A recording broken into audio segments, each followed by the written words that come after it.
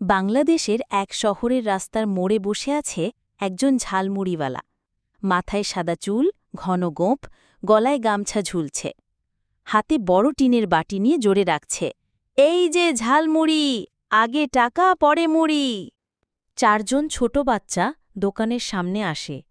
তারা একসাথে বলে, কাকু কাকু, এই নাও টাকা, ঝালমুড়ি দেন, তবে ঝালটা বেশি করবেন কিন্তু। ঝালমুড়িওয়ালা টাকা নিয়ে খুশি হয়ে বলে, আচ্ছা বাচ্চারা, ঝাল বেশি দিয়েই বানাই।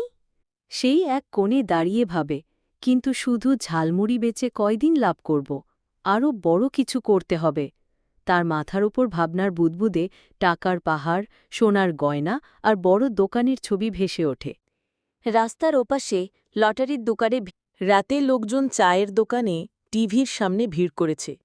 টিভিতে ঘোষক বলছে, আজকের বিজয়ী নম্বর হল ৯৭৫৩।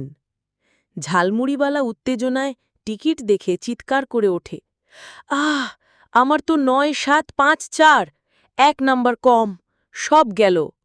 সে মাথা। চার বাচ্চা এসে হেসে বলে, কাকু, বলেছিলাম না, ভাগ্যের ভরসা করলে ঝালমুড়িও যাবে, টাকাও যাবে। বাচ্চারা একসাথে বলে, লোভ করলে ক্ষতি, পরিশ্রম করলে লাভ। ঝালমুড়িওয়ালা হেসে বলে, কাল থেকে ঝাল দ্বিগুণ, মজা গ্যারেন্টি। সবাই হাহাহা করে হাসতে